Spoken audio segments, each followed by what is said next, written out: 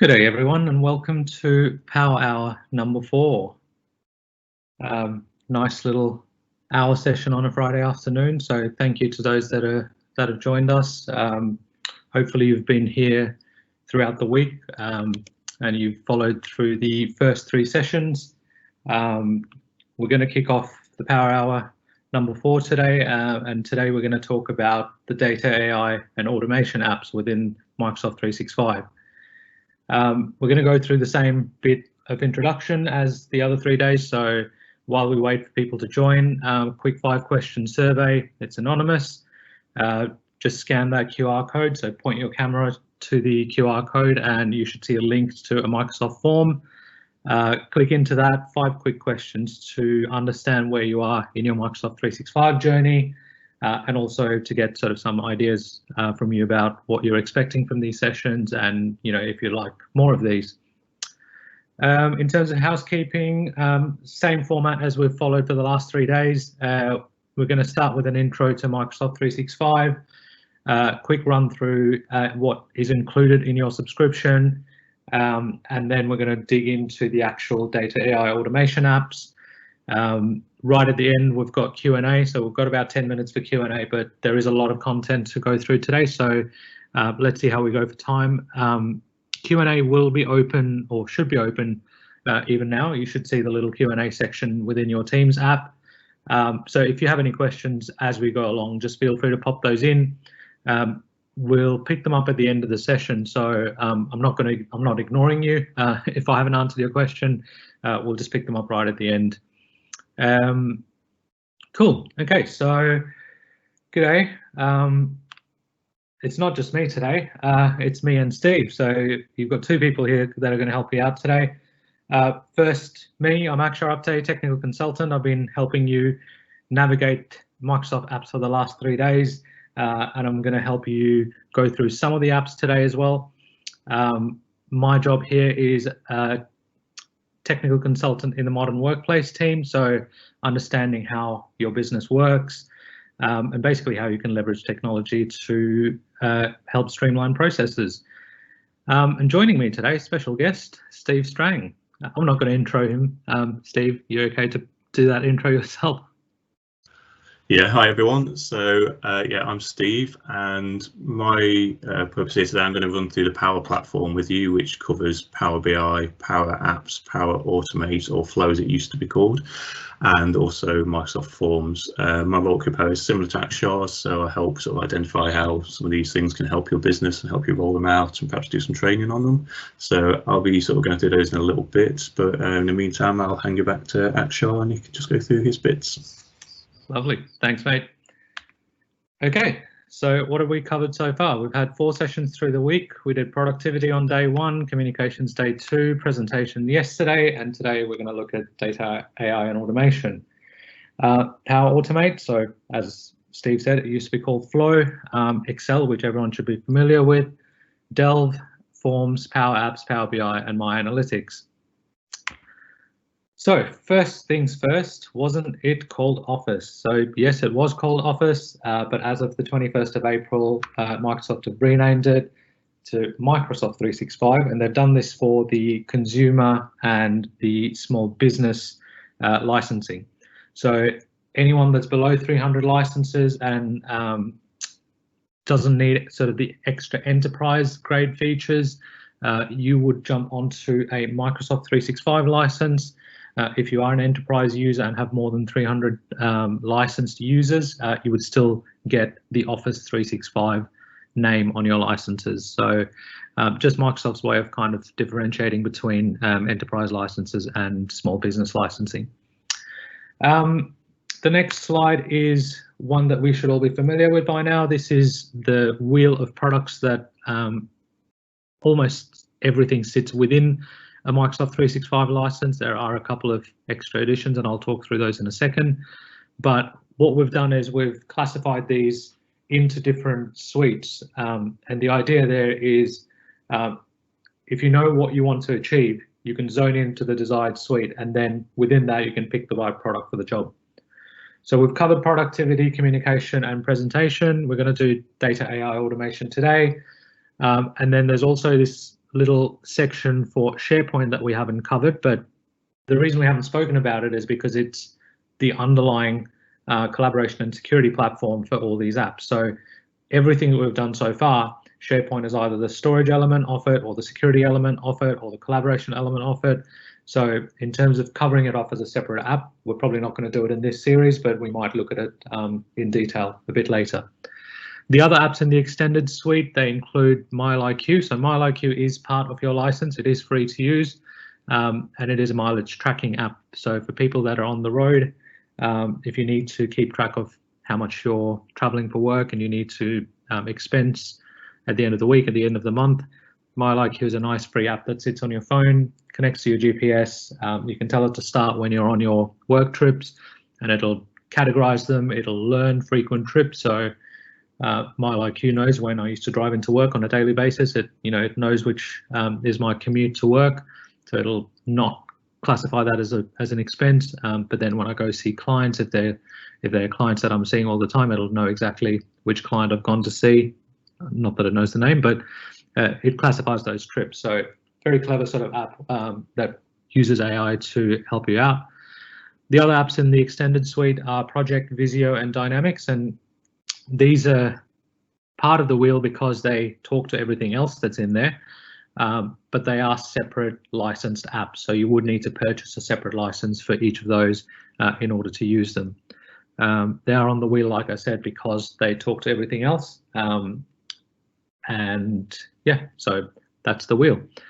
We're going to move from here and focus today on data, AI, and automation.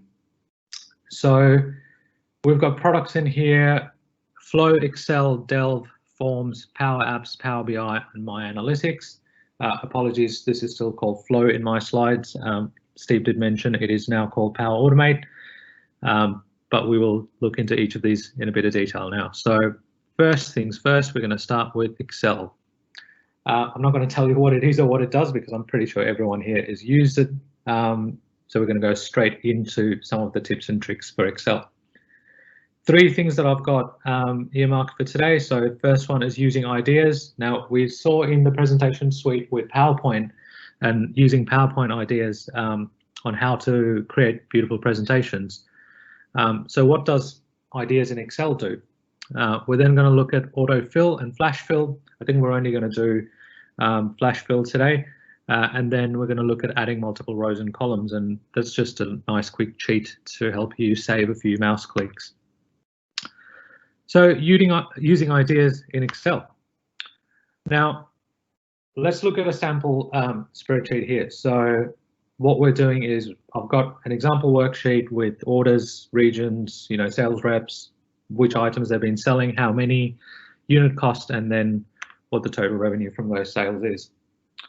So to get to ideas, once we've kind of looked at all the data that we've got, you want to make sure that this is classified as, I guess, cleanly as you can. So all these separate categories that we've made are going to help Excel give you better recommendations. You just click on this ideas button up here. It analyzes your data, and then straight away it's giving you the selection, so it knows what it's looking for, and then it's giving you options. It's giving you ideas on how you can better represent the data in graphical format. So you can go total by item and region. How many binders have I sold in the central and eastern regions? How many units has each sales rep sold? So let's use this one. We're going to insert pivot chart. I never knew how to use pivot tables in the past, so this has made my life a whole lot easier. Now this is inserted a chart, so you've got row labels. So this is every sales rep and how many units they've sold. We can also look at a few other examples that you can see here. So there's a and yeah, you can click on this last bit here. If you can't find what you're looking for, there's always other suggestions. The good thing is that even if you go through this list and there isn't something that's readily available, you can ask questions, and this uses just natural language rather than formulas to give you results. So as you can see, there's suggestions in there. Total units. So let's use this one. So there you go. So it's going to tell you things like this just by a very natural way of asking questions rather than, you know, having to remember things like formulas and complex data manipulation techniques. The focus is just using easy words. It'll suggest them as you type them as well. So, you know, as you start typing total, you'll get suggestions for, you know, units or region or whatever your data columns are. Cool. Moving on to flash fill. So this was, for me personally, and I don't know how many other people feel the same way, but for me, this was a complete game changer when it first came out. Working in IT and sort of worked as an IT manager in the past, you know, having to work with reporting in Office 365 and the information that some of the tools spit out in the back end. So, you know, when you use things like PowerShell and get reports on Office 365, you know, there could be things like mail activity reports. So how many users are using their mailboxes? When was the last time someone logged in? Things like that. So PowerShell is great at spitting out these complex reports, but then there are some things that are not always in the right format. So for example, you know, one thing that I had to constantly do was someone would give me a list of people with their titles and departments and say, okay, can you create a group, an email group with all of these people? And you go, yeah, that's fine, but what are their email addresses? Oh, sorry, we don't have that information in the spreadsheet. Do you mind typing that in? Well, it's fine if there's only 14 people, but, you know, considering larger companies with hundreds of people, it's not something I enjoy doing. So let's start with an example like this, and I'll show you what this does. So you've got in this particular one, you've got the name, title, and department, and say, like I was saying, I want the email address side of it. Now I know that the email address for this company is in the format first name dot last name at, you know, at email.com. So let's just use the email address field and type in the first one manually. So alex.darrow@email.com. Okay, I've done that manually. I'm going to do the same one again. So I'm going to go into the second column, second row there, and go ALLIE.BELLEW@email.com. So now it's kind of understood what I'm trying to do. As soon as I move to the next row and start typing in Anne's name there you go. You can see that it's giving me those suggestions. Now, if I press enter, it's going to fill all of this for me. And there you go. So that's flash fill. And seriously, for me, this was a game changer. Now, I know this might seem trivial to people that have been using Excel for a long time, but for someone that uses it, you know, occasionally, let's say this was amazing. The next thing we're going to look at is how to add multiple rows and columns. Now, this is a simple task that's just in here, so it'll help you save a bit of mouse time.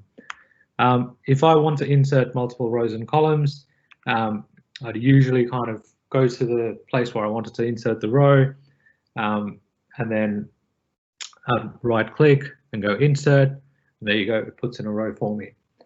If I wanted to do it again, I'll keep doing this multiple times, I'll go redo and it'll get as many rows as I want. But say I wanted to put 3 in at the same time. If I select 3 rows and then hit insert, boom, there you go, 3 rows directly. So as many as you select is how many you get, and it works with columns as well. So if you select 3 columns and go insert, there you go, it's popped in 3 columns for you. So rather than going into each sort of section, right clicking, insert, and then doing it again, yeah, just select multiple columns or multiple rows, right click, insert, and that's going to pop that in for you. There you go, nice and quick demo of some of the tips and tricks in Excel. Going to some of the more lesser known applications, if I can call them that. So this is where we start actually looking at the AI element, Delve. Before we kind of look at Delve, we need to look at something that's called Microsoft Graph. So Microsoft Graph is this excellent image, and what it is a collection of everything and all interactions that you have within Office 365 land. So as a user, you're the center of the diagram, and what Graph basically sees is all the connections that you have as a user. So that includes things like files that you work on, emails that you send to your contacts, events that you're invited to or that you created, tasks that you've set up for yourself or your team, notes that you've taken, and similar sort of information within Office 365. It then also extends the reach of this to your direct reports and colleagues. So people like your line manager, your direct reports, any groups that you're a member of, and it pulls in information that you would have access to from all of those people.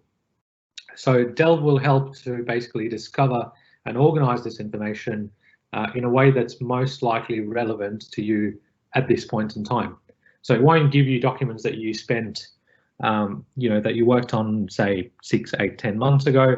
But if you spent time working on a document with someone in your team last week, this will show up in your Delve interface. So Delve is basically your, I guess, a window into your activity. It can't really modify any documents or change any permissions. It'll only show you things that you already have access to. Microsoft stresses the privacy element of this because obviously people go, hang on a second, does that mean then that I have access to my colleagues' files?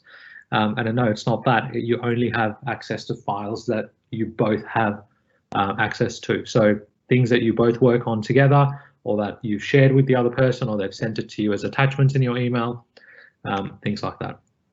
So how do you get to Delve? We're going to start off at the usual office.com.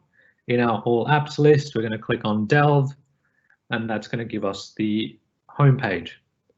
Now, I'm logged in as Megan. I've said this before. This is our demo Microsoft tenant. So this is Megan's homepage. You see all the popular documents.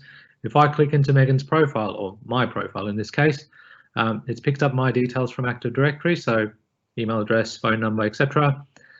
These are my recent documents and email attachments. So this is where I'm saying, it's gone out and picked out stuff that I worked on recently and presented that to me here. Other people that I've worked with, so they're in here. And then these are documents that people within my network have been working on, again, that I have access to. So let's go to Alex, for example. In this list, we've got people that I work with, and we're going to go to Alex's account. And there you see Alex's recent documents and email attachment. So only documents that you have access to and email attachments sent to you are shown in this dashboard. We can click see all and it'll classify them as attachments only or documents only. So these are email attachments that Alex has sent to me. These are documents that we have co-authored or modified. So if I've asked him to contribute and he's gone and done something, that's where it'll show up. And that's how Delve will sort of present this information to you. So if you kind of were in the situation where, I worked on this Excel document the other day and I can't remember what it was, but I know that Alex had worked on it with me, you can just go into Delve, click on Alex's profile, and go into the list of documents there, and you should be able to find it that way. So this is kind of the first introduction into sort of AI and how that works in the background. The next one we've got is MyAnalytics, and MyAnalytics is again an extension of this sort of AI model. When it launched and when Microsoft first sort of sent this out in preview, insider preview, it was one of the most sort of polarizing apps that I've seen on the market, because some people absolutely love the fact that it gave them insights into the way they work and their general sort of work day, but then other people were extremely vocal about their privacy concerns. So first things first, I'm going to say that MyAnalytics is not designed to enable any sort of employee tracking, profiling, or monitoring. It's not doing that at all. None of the information that it reads in the back end is personally identifiable. So it's not something that your boss or your IT manager or your system admin can see and go, Joe Bloggs was doing this. It's literally metrics in the back end. It does comply with GDPR, so you can choose to opt out if you're already opted in, which is a default. But if you feel like this is too intrusive and you don't want to turn it off in general and only allow people to opt in if they want to, there is a setting within Office 365 admin that you can change it so it becomes an opt-in rather than an opt-out. So we're going to look at what is MyAnalytics, and we're going to look at a general dashboard, and then I'm going to talk you through a little bit of a demo on MyAnalytics. So firstly, what is MyAnalytics? This is Microsoft's blurb about what it is. So, it provides insights into how people spend their time and who they spend that time with. The dashboard shows you statistics about your work patterns, including focus and collaboration time. So focus time is your personal time. Collaboration time is time spent doing work stuff with other people. How many days you're able to disconnect from work, and then how effectively you're networking with co-workers. Again, I'll stress that here. MyAnalytics is private. The information is only visible to you, not your manager, not the IT administrator, just you. So if that's the case, then how does it work sort of in the back end? Basically, how MyAnalytics gets its information is from things like email headers. It understands sender, recipient, and timestamp information, things like when the email was read. It can pick up keywords within emails to provide task cards and recommendations. So it might, look at something that is in the body of your email that says, how about I send this to you later, and it'll tell you that you've got a follow-up action in that email that potentially you might want to add to your tasks. If you think of calendar data, how does it work with that?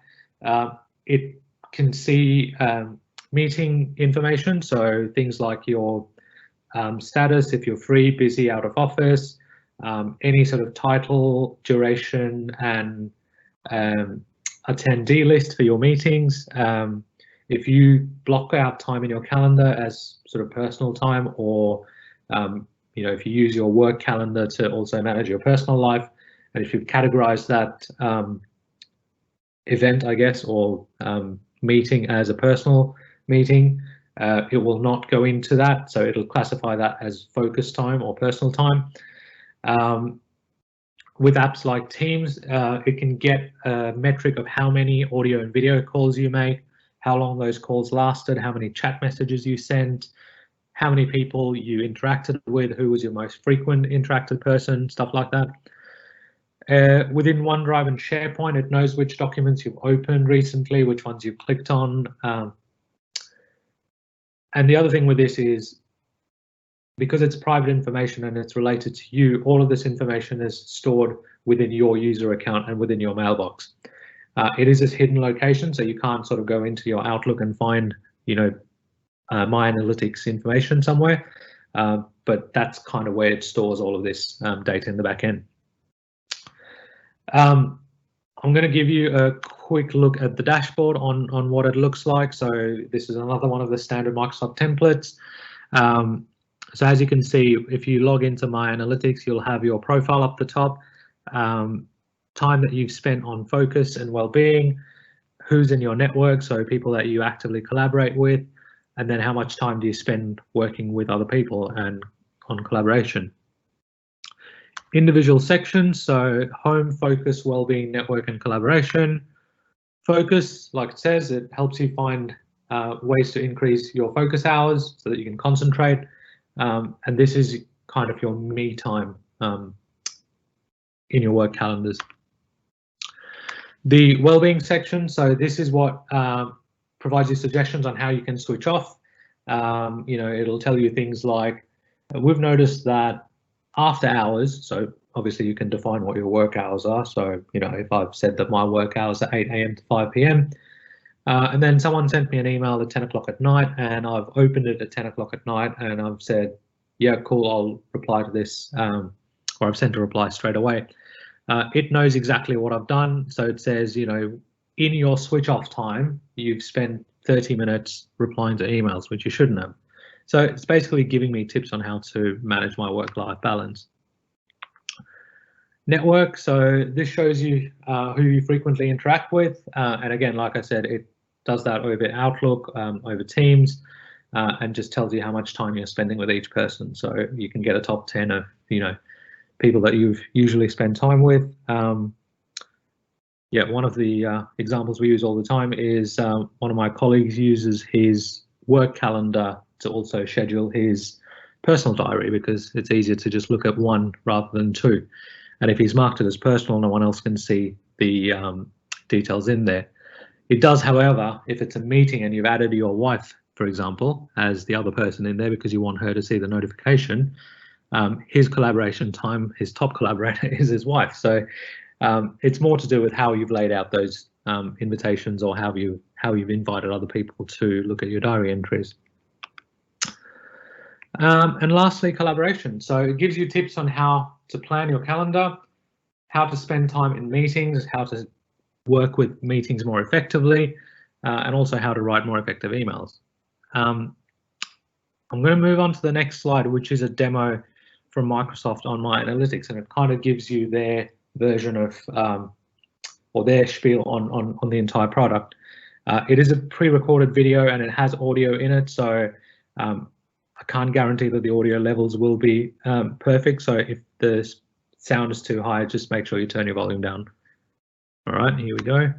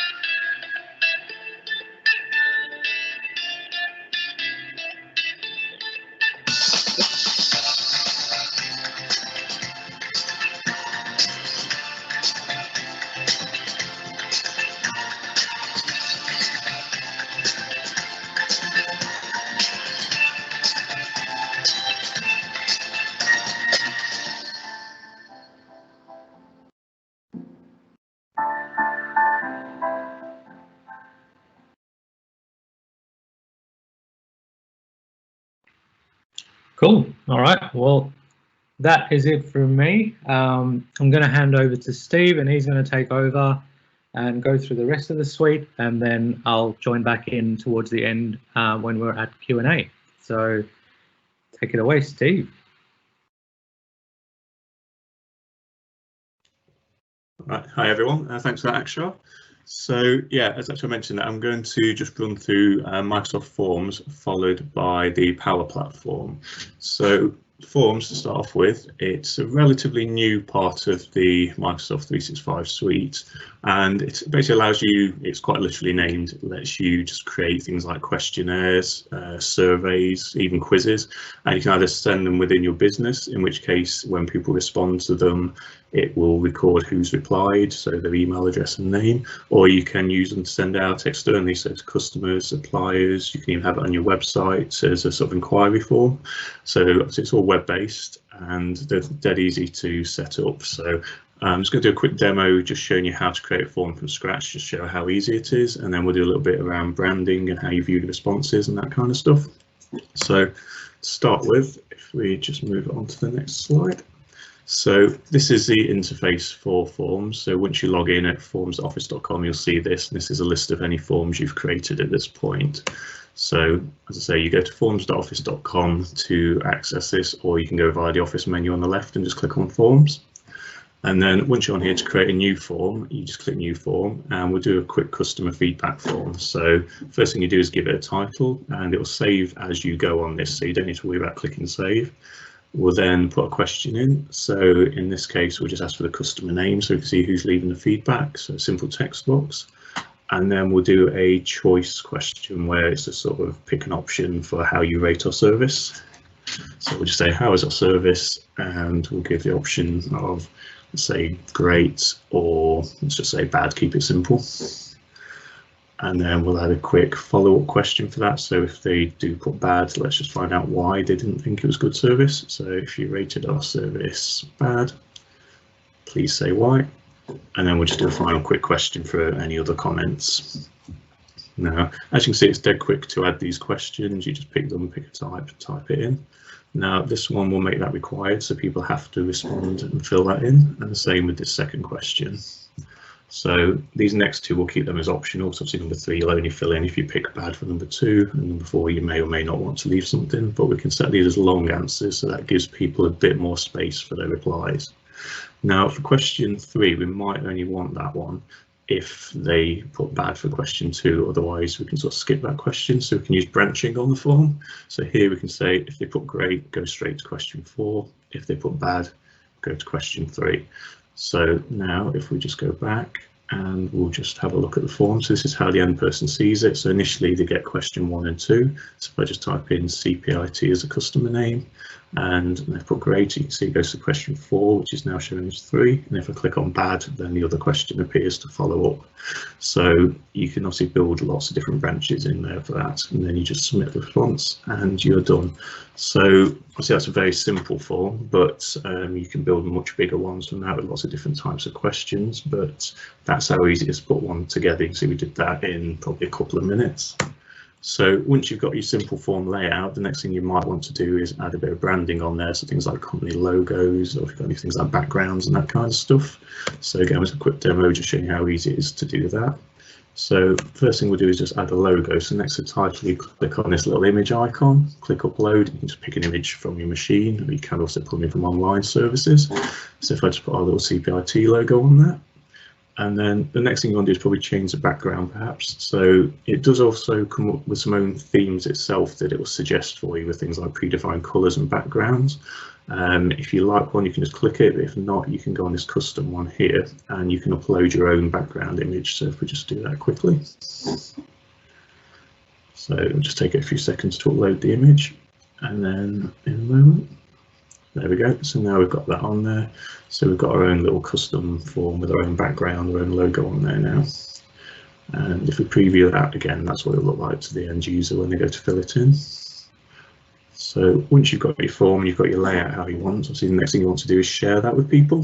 So there's 2 options for sharing. You can share it within your business, and if you do that, like I say, it will track who's responded to it, so you'll get the name and the email address of the person who's responded.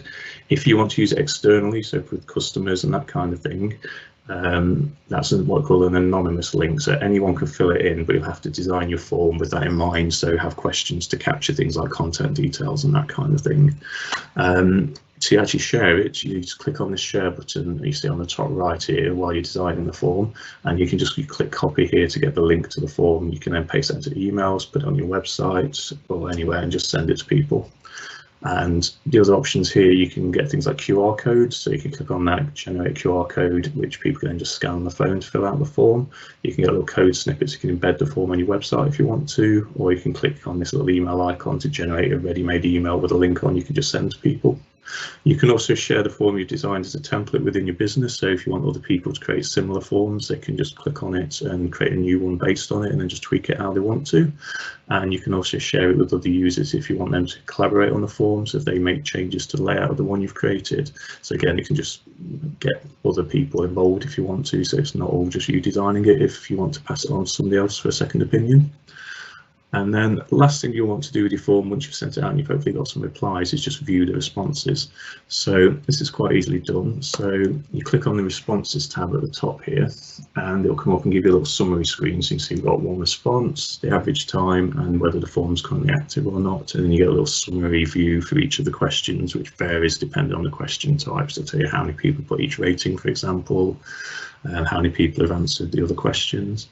Now, obviously, you might want to see the actual detailed response. If you click view results, you can then see who's actually replied and see the response details from that person beneath. You can click on this drop down to switch to other people that have replied, or you can use these little arrows on the left and right just to toggle back and forth between the responses as they come through. You've also got this button if you want to delete a response, or you can print it off or save it to PDF if you want to, and then you can obviously email it to people. And the last thing which is quite useful is you've got this open in Excel button, and if you click this, this will generate you an Excel sheet with all the responses from the form in it. So that can be very useful if you want to analyze it, perhaps do some charts or graphs, or just see everything in one place that's outside of this interface.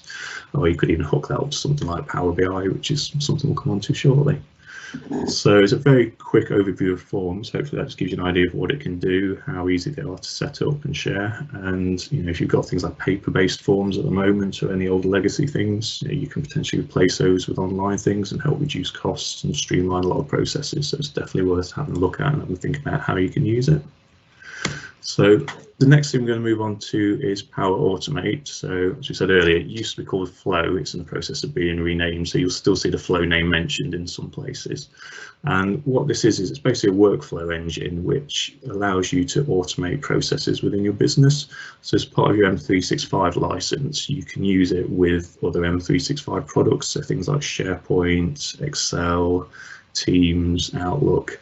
And what a workflow basically does is each one will have a trigger, some optional conditions, and then actions. So the trigger could be something as simple as I want it to run every day at 9 o'clock.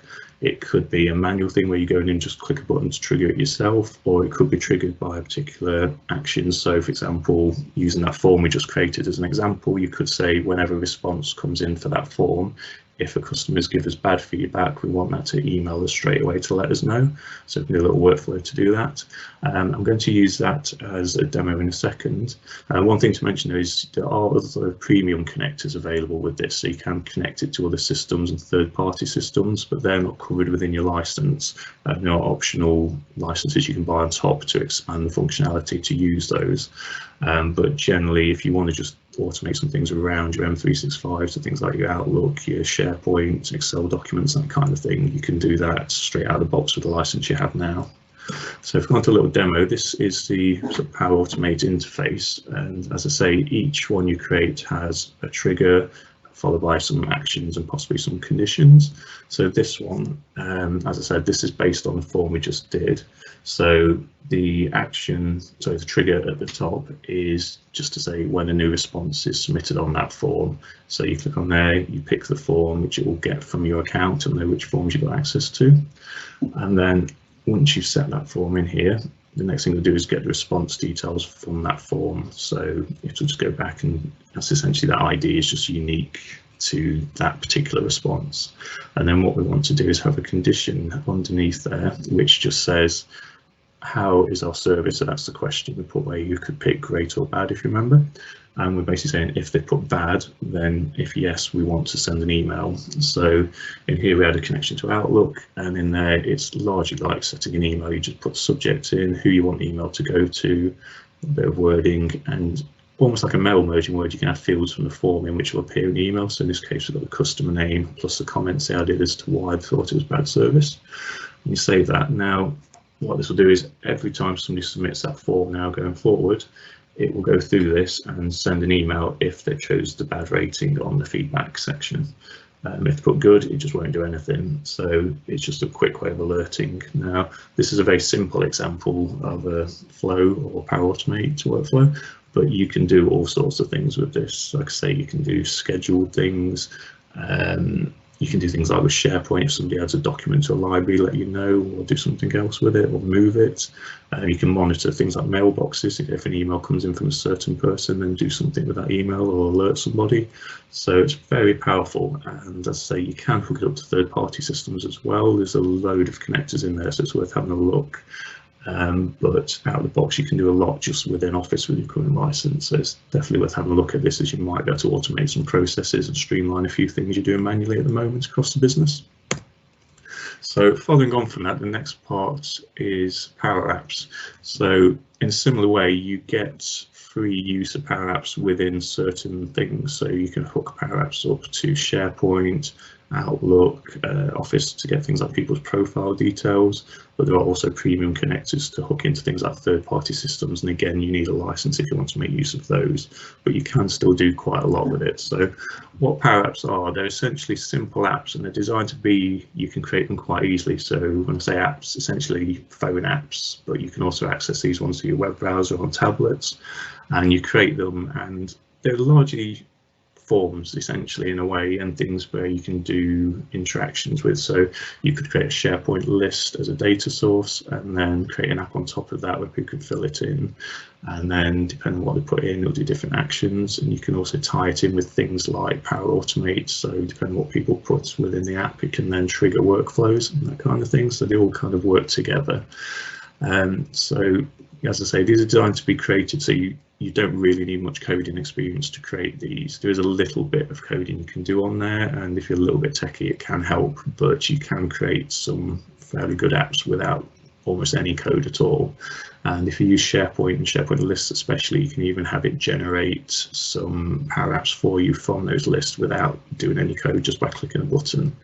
So to give you an example of an app, this is one we use internally called the Idea Box. It's available as part of our Red Hot Culture suite, and it's basically like a suggestion box. So when the app loads up, if you're doing it through your web browser, it'll look like this. You can also do this on your phone. So you click login idea, it'll come up with this little box. You can just type in a subject in this case. And so let's just say we're going to do more Power Apps. You can, in our case, pick a team that the idea relates to, so we'll say Modern Workplace. And then this box is just for adding a bit more detail about your idea, just to flesh it out a bit. And then once you just type this in, we can then attach a file if we want to support that. So it could be an image or a document, something like that. So for now, we'll just put an image on there. So when we click send idea, what this will do is it'll email the manager associated with the team we picked to tell them there's a new idea for their team. So if we then go onto the new submissions page, they can now see almost like a little list there. So you can see that's the idea I just logged. There's a little icon next to it to show there's an attachment, and it will give them a summary. So they can click on there, bring up the image to have a look at it, and then they've got three options. You can either approve the idea, shortlist it to come back and review later, or decline it. When you do any of those actions, you can type in a little reply. So let's just say we already do, but nice idea, and we'll reject that one. So click reject, click submit. So now, as I submitted that idea originally, I would get an email telling me that's been rejected and why. Had it been approved, it would have gone into that admin submission section on the bottom right there, and then they could progress it. So as I mentioned earlier, you can create these apps straight from a SharePoint list. If you've got a list in SharePoint with however many fields, there's an option you'll see much like on the screen, and if you click on that little menu and click create an app, it will generate an app for you that lets you enter data into that SharePoint list, view the data, edit it or delete it, and that app you can then share with people in your business, and they'll be able to access it on their phone. So if you download the Power Apps app from Microsoft and sign in with your account, within that you'll then see any Power Apps that have been shared with you. So you could, for example, do a simple holiday request form on SharePoint. So you could create a list with just something like team member name, start and end date, and approval status. Click create an app and it'll go off and create that app for you, and you've got a pretty much ready-made holiday approval system which people can access on their phones or tablets or web browser. So it's quite a quick and easy way to put an app together, especially if you're just starting out and you want to have a look at Power Apps. It's worth having a look at SharePoint and using that functionality as a starting point, and then you can sort of look into it in a bit more depth. And then the final part of the Power Platform is going to run through is Power BI. So this is sort of Microsoft's big reporting suite, and the good thing with this is at the moment you may have reports you access from many different systems. So maybe your accounts package, you perhaps got something like a CRM system, and maybe at month end just scrabbling around getting people to generate reports from all these different systems so you can put your month end figures together and that kind of stuff. So what Power BI does is it lets you connect up all these different systems and create data sets, and then create reports that pull in data from all your systems into one place. So if you imagine CRM and your accounts package, you may have the same customers in both of those, and you track opportunities in CRM and sales in your accounts package. You could create a nice report where you can just pick a customer and straight away see what opportunities you've got open for them, what sales you got for them. In our case, obviously we have things like the help desk, so we can pull in things like support tickets and see how many support tickets that customer's got open at any one time. And you can connect Power BI up to use systems, things like Excel. You can pull in data from SharePoint lists. You can pull in from SQL databases. A lot of systems will have their own connectors, so things like Business Central you can hook into directly, or Navision or Dynamics CRM. You can use it for free using the desktop designers. That's a little program you download that lets you create reports, but it's quite limited in that you can create the reports, you can email the files around and open them, but that's it. So to get the most out of it, you need a Power BI Pro license, and these cost £7.50 a month per user.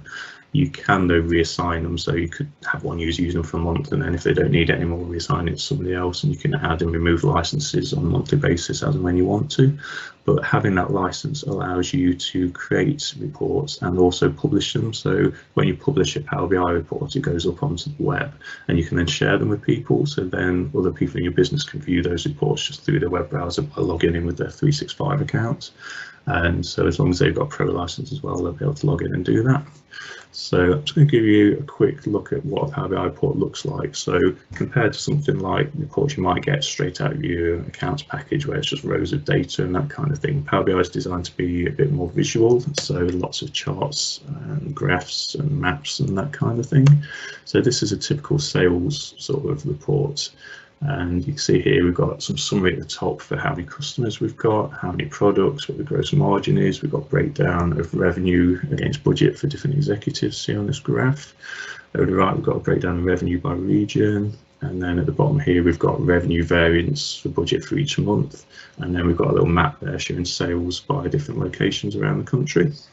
So as you can see, if you hover over these, you get a little tooltip showing the information, and it's sort of color coded to show you the areas where you've got the most or least sales.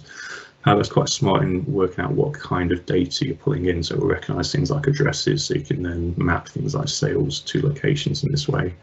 It's also designed so you can filter the data. So this graph here, you can see it's a little bit cluttered with all these executives on. So if we click on Carlos here, we can filter it down to just his data, and you'll notice all these other visuals then also change to show Carlos's data. So you can see his sales by region, by month, and by location. And that works across all of Power BI, so any data that's related to each other, it will just filter down when you click on it across all your different visuals and charts and graphs. So as you can see over here now, that's filtered down and changed locations to focus on what's relevant to Carlos in this case. We can then also click on, for example, a month on this graph. So now we've got it filtered to Carlos's data just for August. So again, all the other visuals have responded to me clicking on that and reacted to filter the data down in that way. We could also click on something like a region over here if we wanted to filter further, or we could click on a location here, and again the data would filter down to that location. So now you can see we're filtering down just to that state, and it's all changed. So you can imagine this is quite powerful once you've got your data coming in, especially from different systems. Here's another example where they're breaking down by things like industry and product type. So again, some different types of charts, but the same concept. You can just filter down to a particular industry, or you can multi-select and do a couple if there's just 2 or 3 you're interested in. And again, all the data will filter to reflect what you've selected. You can also mix that with products. So again, all works in much the same way. And then this other tab, this is designed more for mobile viewing. So all these reports you can design with a web version and a mobile version in mind. So if you've got people who are out and about quite a lot and want to see some stats on their phone, you can do a nice little sort of mobile optimized version of these reports formatted for the phone screen. So you might not want lots of big graphs and things like that when you're looking on a smaller screen. So that can be very useful.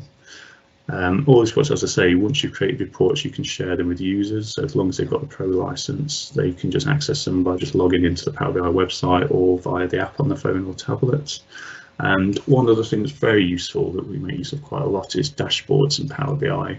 So if you imagine you log in and you might have 10 different reports you check on a daily basis that have been shared with you. If you're an MD or something like that, you might just have certain key figures that are relevant to you. So maybe in this example, we've got things like number of customers, your total revenue for the month. So you can take any of the visuals you saw in those previous reports and pin them onto a dashboard, but you can do that from multiple reports. So you could pin a figure and a graph from one report and then a graph from a different report, and create your own little summarized view, so you can see at a glance a snapshot of all the information from your different reports that's relevant to you, that's most important. And again, you can create a phone version of this, so you could create, for example, one that has your number of open opportunities from one report, your number of sales from a different report, and just very quickly at a glance see that on your phone.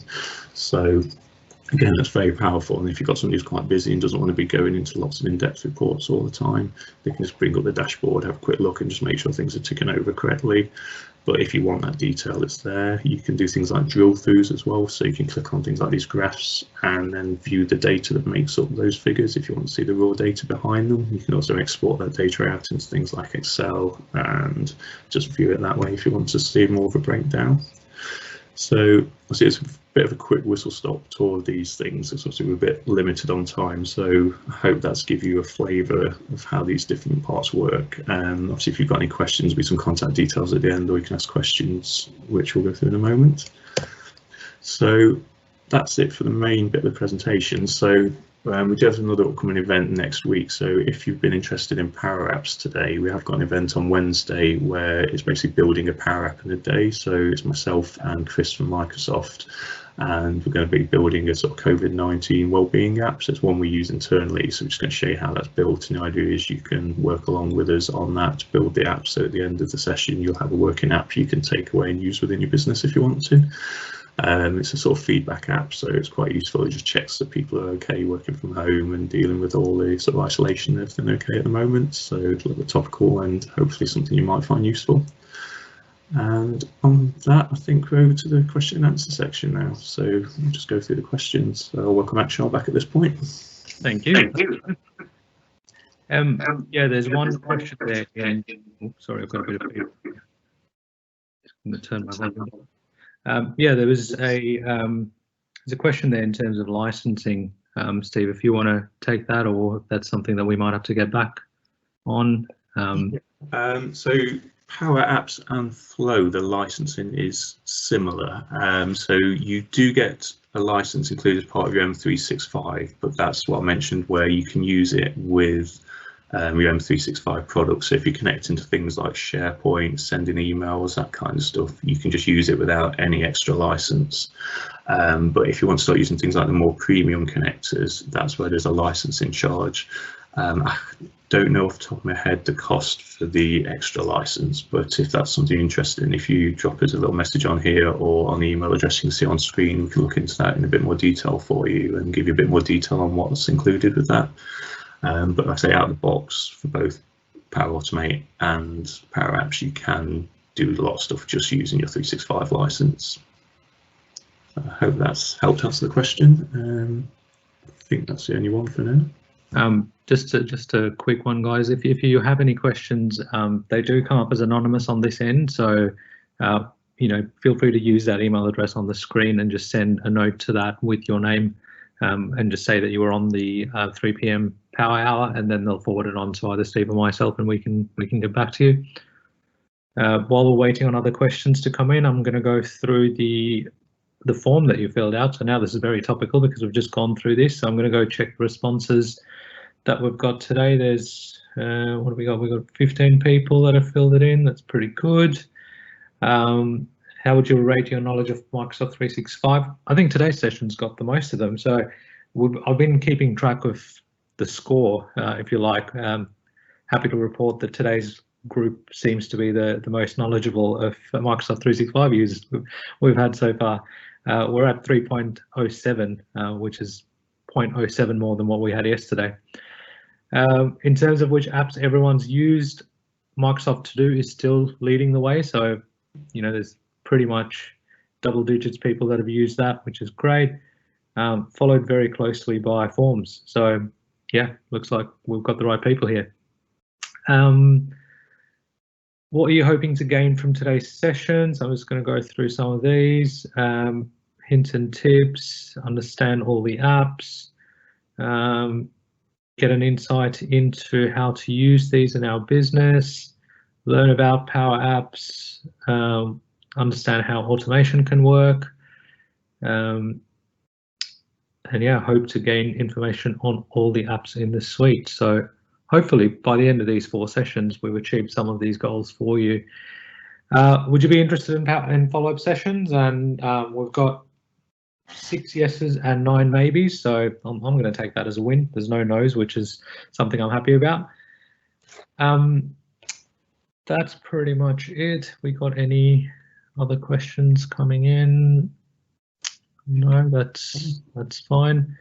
Yeah, so Steve, thank you again for your insights into the Power Platform. I'm sure it was beneficial to everyone that was on the call. Just want to say a big thank you to people that have attended the last 3 sessions and this one.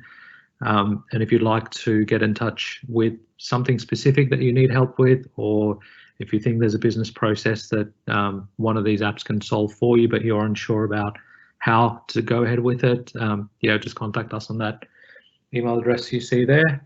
I'm going to give you 5 extra minutes back off your Friday, so enjoy the rest of the afternoon.